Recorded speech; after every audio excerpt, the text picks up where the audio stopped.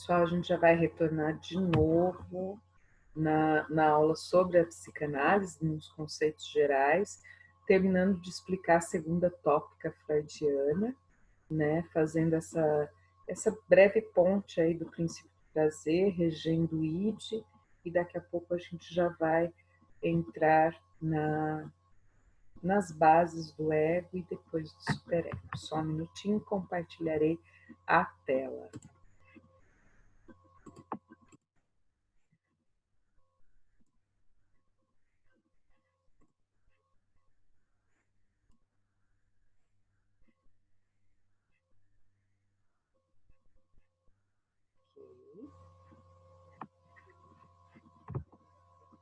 Pronto. Está tranquilo? Tá sim, pro. Que bom. Para mim também, pro. Fico extremamente feliz, porque é um assunto extremamente rico, extremamente querido.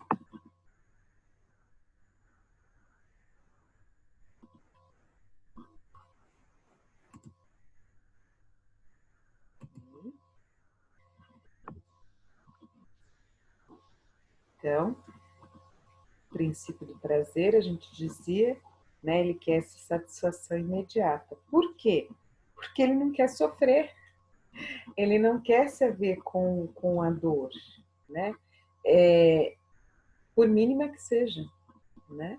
E nem sempre a gente consegue. Às vezes não dá naquele determinado momento, tá?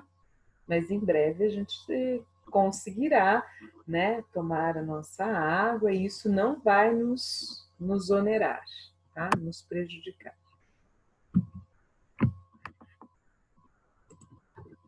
Só um segundo. Compartilhando. Freud também no seu consultório, né?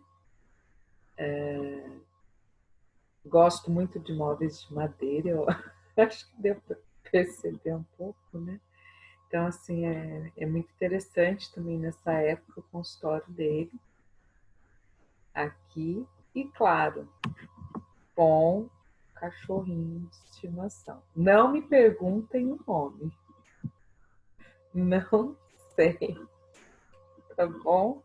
Se alguém tiver essa curiosidade, à vontade, não porque eu não goste, mas eu não me lembro nenhum, ou passou realmente, ficou lá no meu pré-consciente, não veio ainda para a consciência.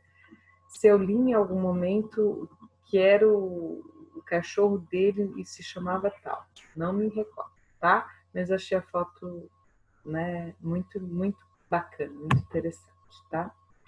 Pessoal, igual ao inconsciente, como a gente falou, o id, ele é inconsciente. Então, se ele é inconsciente, ele é alógico, ele não tem um lugar tópico, está localizado no hemisfério direito. Não, não tem localização.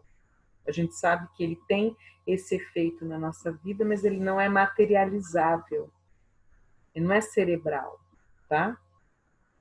O aparelho psíquico não é cerebral. Lembra? Não tem topologia. É igual virtualidade. É igual, o seu e-mail é físico? Não. Mas quando você precisa dele, basta atualizar num computador onde tem uma rede, um computador ou um celular que tenha, você tem acesso, você materializa esse e-mail. E aí, quando você não precisa mais, pronto, ele está lá. Mas ele não é material, mas ele existe. Olha que interessante. É mais ou menos essa lógica, o aparelho psíquico. Eu não tenho um lugar localizado, uma topologia. Ai, aqui do meu cérebro. Não. Mas ele existe. Aliás, ele é fortíssimo. Tá? E atemporal, como eu falei para vocês, algumas vivências lá de trás, quando vem à tona, se elas não foram trabalhadas, né, a gente não conseguiu elaborar aquilo, dar um outro sentido mais leve para aquilo, uma outra significação nossa para que não nos machucasse tanto, bom, Aquilo vai vir como se tivesse acontecido naquele exato momento. A força vai ser igual, tá? Então, por isso que ele é atemporal. Não adianta falar, mas aconteceu há anos e anos e anos e anos. Tem que trabalhar com isso, tá? Senão vem e vem forte. O id, né, além do princípio do prazer, que era o que regulava, outra esfera reguladora importante, né, que eu falei das pulsões, são duas pulsões extremamente importantes, né, que tem no nosso id. Uma de vida, de conservação, de continuidade, e outra que ele chama de morte, que é destrutiva. Tá? Entendo que nem sempre a pulsão de morte é algo ruim. Deixa eu explicar o ponto, tá? Como ela pode ser destrutiva, muitas vezes eu preciso desconstruir aquilo, ou seja, quebrar com aquela lógica, destruir aquela forma de relação, aquela forma de funcionamento que eu tenho eu comigo mesma, para criar uma outra. Então, neste sentido, né, se houver essa aliança entre desconstruir e construir, a pulsão de morte ela é muito bacana para isso. E ela é que vai dar muita força quando a gente quer uma mudança. Aliada, é claro, à pulsão de vida, sem sombra de dúvida, né? Porque eu quero reconstruir ou construir para algo significativo, para algo com maior benefício, tá? Embora eu não vou entrar em meandros, mas tem pessoas que querem ressignificar para continuar se vitimando, tá? Então nem vou entrar em nenhum detalhe clínico que não cabe aqui. Mas se a gente fosse pensar a coerência, né, de alguém querer mudar, seria mudar para o bem, para algo melhor, benéfico, e não para tentar dizer que está mudando para voltar a mesma coisa, tá? Mas quem vai aliar isso é a pulsão de vida, pulsão de morte, tá? Eu até peço para mudar aqui, pulsão de vida, esqueci de mudar. Pulsão de vida e pulsão de morte, tá bom? Pulsão se escreve assim.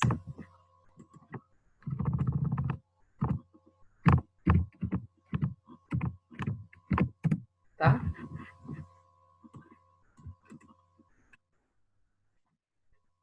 Então, ambas, se souberem caminhar juntas, elas possibilitam essas ressignificações, elas possibilitam essas mudanças que podem ser boas, tá?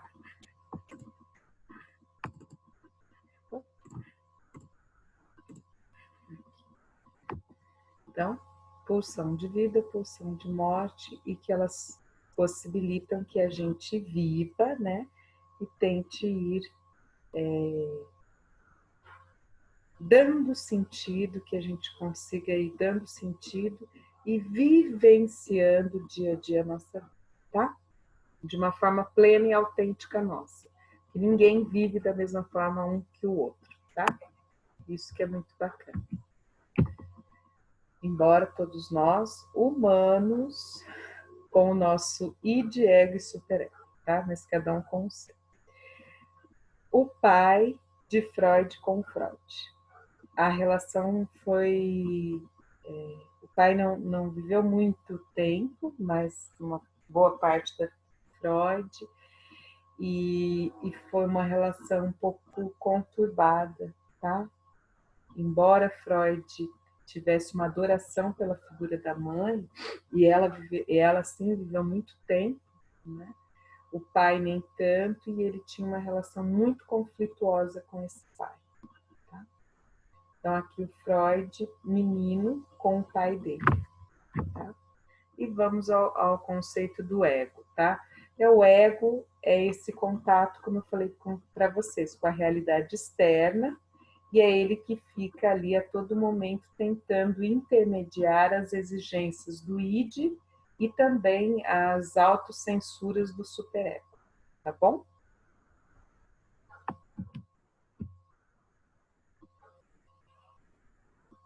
Qual é o ponto importante, né, do nosso ego? Garantir a nossa saúde, a nossa segurança, tentar garantir a nossa saúde, a nossa segurança, a nossa sanidade, né? Então, a todo momento ele vai tentar fazer isso. E aí a gente tem a questão da percepção. Então, como é que eu tenho esse contato com o mundo externo? Pelos órgãos dos sentidos. Eu preciso ver, eu preciso ouvir, eu preciso cheirar, eu preciso degustar, eu preciso palpar para dar uma interpretação. Então, primeiro eu tenho a sensação, ó, órgãos dos sentidos, sensação. Eu tenho de imediato as sensações. Depois, quando eu dou uma compreensão para essas sensações, como que eu chamo isso? Percepção. Então eu digo assim, cheiro bom. Quando eu digo cheiro bom, eu já estou percebendo o cheiro. Só que para que eu perceba esse cheiro, com toda certeza, o meu órgão do sentido olfativo foi aguçado antes para que eu sentisse e algo fizesse assim. Ah, é bom. Ah, esse cheiro lembra comida de vó. Lembra que a gente falou disso? Ah, eu estou passando num lugar e esse cheiro lembra comida de vó. E além de lembrar da comida, vir quase que o sabor, vem a recordação de vários momentos, por exemplo, bons com essa avó. Um exemplo, tá? Então, o que já é isso? A articulação da sensação com a percepção, tá? E quando eu começo a lembrar disso tudo, isso vai se integrando àquele meu momento. Então eu sinto, eu percebo, eu integro, porque eu vou recordando, eu vou rememorando, e aí depois eu tenho uma ação, né, diante disso. Fico contemplativa, fico feliz, me dá vontade de fazer aquilo, enfim, eu faço alguma outra ação aí diante daquilo que eu percebi e integrei na minha vida naquele momento. Tudo bem? Quem faz essa ação é o ego, tá? É o nosso ego. E o superego? Bom, o superego, ele é a última instância que é formada no ser humano. Quando que ele se forma? A gente nunca fala uma data precisa porque é muito complicado, mas mais ou menos por volta dos 4, 5 anos de idade. Vocês já devem ter ouvido falar do famoso complexo de Édipo. Na criança, não? Eu não. Então, tá. Então, complexo de Édipo, na leitura psicanalítica, é quando a criança ela entende que ela é um ser, um sujeito, diante do mundo, que tem duas figuras super importantes na vida dela. Eu disse duas figuras, não é necessariamente o pai e a mãe, é quem exerce essa função para a criança, que é diferente. Pode ser um avô, pode ser outra pessoa, então não precisa ser o pai ou a mãe, tá? Então, quem exerce, biológicos é nesse sentido, quem exerce esse papel de figura masculina e figura feminina, tá? Figura de materna, figura paterna para a criança. Quem faz essa figura materna, paterna para a criança começa a perceber que estes são dois diante do mundo. E quando ela passa pelo complexo de Édipo, ela consegue entender que há um limite para aquilo que ela quer, e que ela é uma diante dos outros, e que já há essa parceria entre a figura materna e a figura paterna, e que ela é um terceiro aí, e que ela um dia virá a ter isso, mas que por mais que os pais a amem, essas figuras a amem e ela os ame, há um limite. Ela não vai ficar sempre, né? No caso da menina, não vai sempre ficar sendo a princesa do papai. Okay? Ela não vai ser nunca a rainha do papai. Ela pode ser a princesa do papai, mas a rainha é a mamãe, tá? Então, o complexo de Édipo, o que é? Quando a criança entende que ela precisa se construir enquanto sujeito. E para isso ela se espelha muito na figura da mãe e na figura do pai, na figura materna e paterna. Então, geralmente, vou falar bem rápido, tá? Geralmente a menina, ela se espelha na mãe, rivaliza com essa mãe, tem conflito com essa mãe, porque o que ela quer? A atenção plena do pai. Não porque tem alguma coisa incestuosa, não é nada disso. É que assim, ela quer ser na vida do papai o tudo, mãe depois. Assim, esse lugar, né, de quase que uma deusa na vida do papai é o que a menina geralmente quer ter. E aí o que precisa se mostrar? Que não é bem assim. Ela sempre terá esse amor. Mas ela é filha e ela tem uma vida pela frente, e o pai também tem e a mãe também tem. Deu para entender, pessoal? E no menino, o oposto. Eles vão se espelhar na figura do pai, até aquela ideia de brincar de barbear, aquelas histórias, né? Que a gente fazia umas brincadeiras, tinha alguns comerciais apontando isso, enfim. Para dizer que ele se identifica, né, com essa figura de pai, e que esse menino quer ser o quê? O tudo na vida da mãe. A mãe tem que ser tudo olhos para ele, tá? Então é isso que acontece com o complexo de Édipo. Até que ele é dissolvido. Por quê? Porque isso não vai se manter. Quando ele é dissolvido, é porque nasce, ou melhor, é criado na criança, mais ou menos nessa fase dos 4, 5, o superego. Não é o superego que é o sensor moral, que vai falar assim, isso aqui pode, isso aqui não pode, isso aqui tem limite. Não é ele. É ele que vai dizer, tudo bem, a mamãe te ama, mas ela ama também o papai. A ama também sua irmã, ama também seu outro irmão. Ok? Então, o superego, ele é esse sensor criado quando se dissolve o complexo de Édipo. Tudo bem, pessoal? É só para vocês saberem que é a última instância que surge. E ela vem exatamente para falar, isto é certo, isto é errado. E aí, se for alguém muito reprimido, vai geralmente ter um superego muito rigoroso, tá?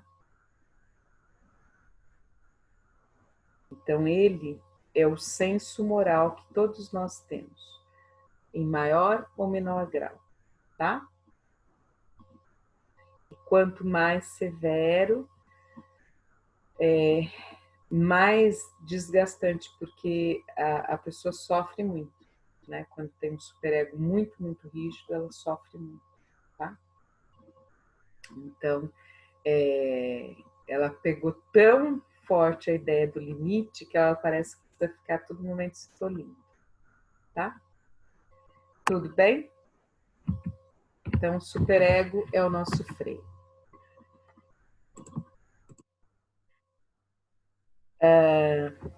Superego, ele vai se desenvolvendo, ele se forma nessa fase, na dissolução do complexo de Édipo, e depois ele vai se formando pelas socializações que a gente vai tendo no nosso dia a dia.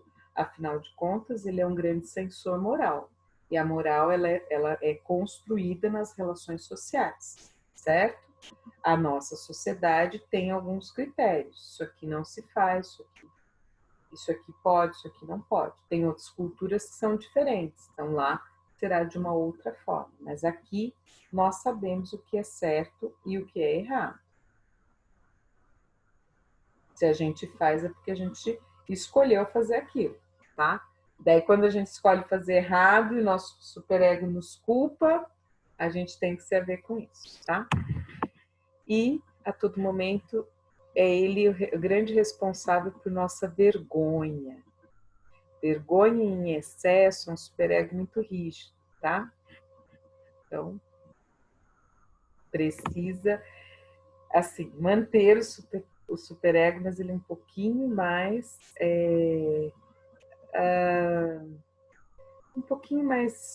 solto, um pouquinho menos, sabe, opressivo, um pouquinho de suavidade, tá? E se depender do superego, ele é muito normativo, muito disciplinar, né? Sempre assim a preocupação demasiado com essa organização, com essa norma social, de uma forma exacerbada, tá? Então, muita atenção com isso. Esta parte da teoria da sexualidade, Freud vai a partir dela, a teoria da sexualidade não é a teoria do sexo, por favor. Tá? Não teria escrito, né, ou ser uma linha teórica tão importante se fosse para dizer. Sexualidade, na verdade, são as energias que formam o nosso aparelho psíquico, tá? E ele deu esse nome de teoria da sexualidade, exatamente por causa das energias, tá? E como a criança vai construindo isso ao longo do tempo. Então, se a gente for pensar, né, na parte da oralidade, a criança, ela tem a dimensão de satisfação ou insatisfação pela oralidade. Ela leva tudo à boca. Como é que ela conhece o mundo? Como que ela conhece o mundo à nossa volta? Ela leva tudo à boca. Ela não vai virar e falar assim, eu quero pegar isso aqui. Dá. O que ela faz? Ela leva à boca. Depois que está começando a nascer o dente, eu preciso falar o que essa criança faz, principalmente se for em creche. Eu falo, não morde. Ela não morde mais ali. Não, depois ela morde aqui, o coleguinha. Ali ela não morde mais, mas ela morde aqui, sabe? Morde.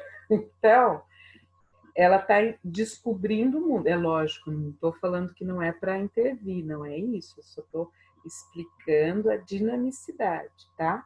Então, essa criança não é nada não é nada erótico, tá? É assim, é o sentido como que essa criança está entendendo esse mundo à volta dela. Ela entende pela questão de satisfação e insatisfação. Se ela toma o leite, isso é satisfação. Se ela vê um objeto que ela acha interessante, é plástico, ela leva a boca para... é desprazeroso. Ela vai precisar ter esse movimento até que ela perceba e comece a manusear outras coisas. Daí ela vai entrar nas outras fases. E aí a gente vai considerar a fase anal. O que é a fase anal? A fase do piniquinho. Ela vai descobrindo que ela produz alguma coisa. Ai, que... Gente, a gente está falando de uma criança de aproximadamente 2 anos de existência e que não está entendendo muito aquilo. E daqui a pouco ela fica curiosa em entender que ela faz alguma coisa. Ela produz alguma coisa. Isso é muito significativo para a criança. Sai dela. Ah, mas ela vai manusear fezes? Não. Não, você está pedindo para estimular isso? Não. Só estou dizendo que ela vai se tornar curiosa. Ela não sabe o que acontece. E é por isso que tem alguns momentos que algumas crianças passam a ficar constipadas. Tem uma dificuldade muito grande de evacuar. Ela está aprendendo ali a ter controle. Tá? Então, ela está, naquele momento, aprendendo a ter esse controle. Algo, ela produz algo. E ela produz no momento que ela quer. Ou no momento que ela tem vontade. O que é isso? Né? Ela está aprendendo esse controle. A gente vai falar dessa relação entre dar e receber. Tá? Não é à toa que ela vai entender que ela pode fazer coisas boas. E é uma fase muito interessante que a criança já até pela própria parte psicomotora, ela já começa a sair rabiscando tudo, né? Se você deixar um giz de cera numa parede branca, é uma festa. O que é isso? Ela está aprendendo, ela tá produzindo, ela está criando, é isso, ela está criando, tá? Então essa é uma fase. Depois, a outra fase, que é a fase do complexo de Édipo, das identificações que eu falei, da rivalidade, né? E aí é onde ela vai se constituindo como um sujeito, né? Ela já tem maior domínio de que ela é ela diante do mundo, e que ela tem vontades, e que ela tem inseguranças, e por aí vai, tá? Está aqui. Então, vamos lá. Primeiro aninho, a fase oral, a questão das sucções, né? Para o dedo, morder, é esse contato satisfatório da criança. Anal, essa retenção, expulsão das fezes, o controle do esfíncter, ela está aprendendo, né? Você não pode exigir muito de uma criança menorzinha porque ela não tem ainda o controle de esfíncter. Ela não tem ainda, ela está aprendendo a ter esse controle, mas ela ainda não tem, tá? Quem tem contato com crianças sabe muito bem disso, tá? E às vezes ela fica maior tempo e nada, daí do nada faz na própria calça. Então ela está aprendendo, é essa fase, tá? Depois, a fase fálica, né, que eu falei dessa questão, né, da identificação com a figura da mãe, a figura do pai, a rivalidade com as outras figuras, tá? Geralmente a menina ela quer a atenção do pai e quer se espelhar na mãe, quer ficar igual a mãe. Então, tanto que ela quer se maquiar, quer pegar um salto, muitas vezes isso é comum, pegar uma bolsa deste tamanho, meio que se espelhando na mãe, para quê? Para ter atenção plena e exclusiva do pai. E o menino, o oposto, né? Meio que copiar o jeito do pai, alguma forma, né, de vestir, etc. Para quê? Para ser a única pessoa exclusiva na vida da mãe. Tá? É mais ou menos isso. Depois, na fase da latência, essa criança fica entre 6 e 12 anos tentando, né, entender o que acontece, essa construção dela enquanto sujeito, um sujeito desejante também, mas um sujeito curioso, um sujeito que quer entender como o mundo funciona, como que acontecem essas amizades. Não é à toa que essa fase a fase da alfabetização, o início dela é a fase da alfabetização, e já vai caminhando-se para quê? A mudança, né, que acontece na puberdade, se encaminhando para pré-adolescente e adolescente, 12 anos. E ali a clareza de que eu já me formo enquanto um sujeito e que tem outras pessoas que me interessam mais do que somente as figuras dos meus pais, de professores, etc. É por isso que daí o adolescente, né, fase genital, o que é isso? É onde eu me interesso realmente por outras pessoas, tá? Dali para diante. Todos nós, que fase nós estaríamos nessa classificação? Na genital, tá? Que é daqui para, que é dessa fase para diante. Nós nos permitimos relações com outras pessoas.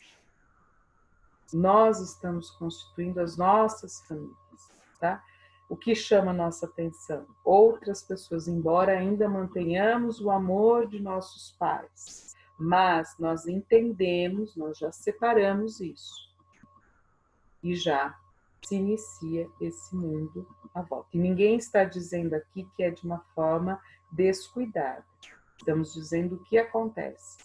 Aliás, quanto mais melhor a orientação e o apoio, muito mais saudável, para que não aconteça o que a gente venha ver acontecer há décadas, não é nem há décadas, e cada vez mais se fala, mais se tolhe e mais se tem situações assim super nocivas mesmo.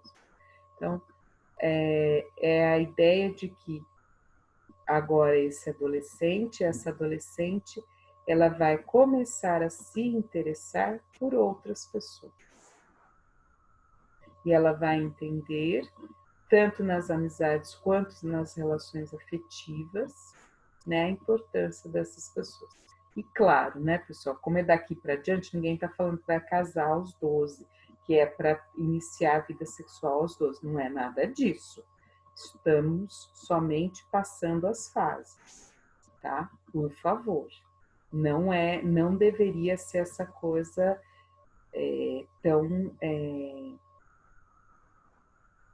tão vazia, né? A sexualidade, ela é muito mais do que o coito. Tanto que Freud, quando ele quer se referir ao ato, ele fala o termo coito. Ele não fala. Por isso que a teoria da sexualidade, o que vai despertando em nós enquanto desejo e que vai nos formando enquanto pessoas, tá? Que é para além do coito. Nós somos desejantes, nós temos interesses e que não é o sexo, não é o sexo, entendem? A gente tem interesse. Quantas vezes a gente não fica, nossa, isso aqui é um máximo, nossa, essa comida é muito boa, nossa, olha quantos outros interesses, que não é o sexo. Eu só queria deixar isso claro, apesar dos termos que assustam. Eu sei, mas não seria uma teoria para brincar, né? Vocês não acham que eu ia propor aqui uma teoria para... Se é o termo que a gente muda. A gente muda. Mas basta ver como uma criança, todo mundo entende. O que ela leva primeiro, quando é pequenininha? Né? A oralidade. Ninguém tá... Tem tudo a ver, tá bom? Então, passei aqui brevemente. Pessoal, vamos adentrar aqui. Os mecanismos de defesa do ego. Vocês vão gostar dessa parte. Falta pouquinho, tá? São 2 slides que faltam, daí eu vou me encontrar com vocês para a gente começar a falar um pouquinho da Cláudia Davis, tá? E muito obrigada pela paciência. Devido ao quantitativo de conteúdo, tá? Espero que esteja caminhando bem, que não esteja... que eu acho que está fluindo, né? Tá fluindo sim, Pro. Sim, Pro. E ótimo. Então vamos lá. Esses mecanismos de defesa do nosso eu, né? Para que eles servem?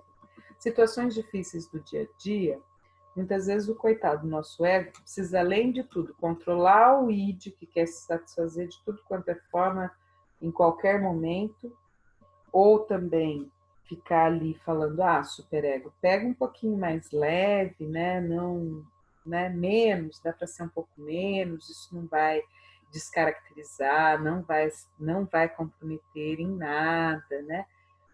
Dá para relaxar um pouquinho. Então, além dessa mediação, que já é muito difícil para o nosso ego, ele precisa contar com um certo apoio, um tipo time de soldadinhos. Por isso que é mecanismo de defesa do nosso ego.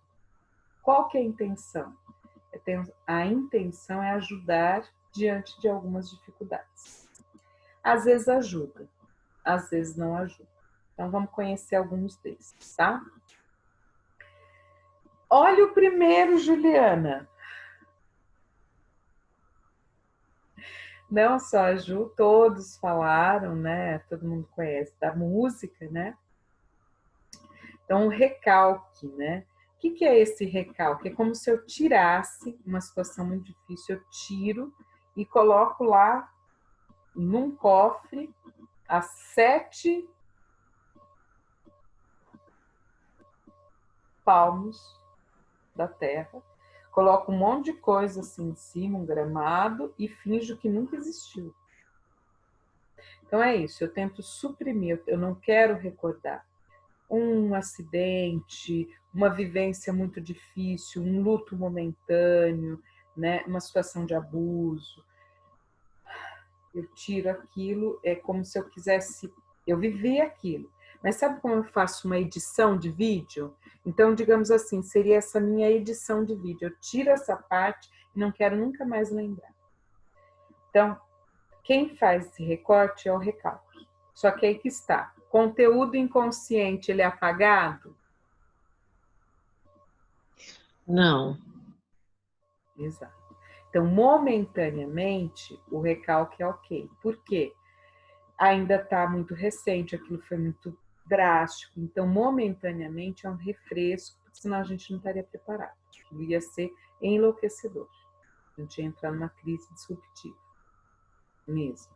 Porque aquilo é muito forte para nós. Então, ele faz essa supressão, essa parte de algo que você vivenciou e tenta apagar momentaneamente. Só que o que acontece? Ao longo do tempo, se você não se deparar, tratar aquilo que você vivenciou de muito, muito, muito, não é um trauma, mas muito, muito, muito traumático, aquilo vai vir à tona. E quando vier à tona, ele vai ser muito difícil, tá? Vai ser muito complicado. Ele vai vir com aquele peso que viria naquele momento, tá?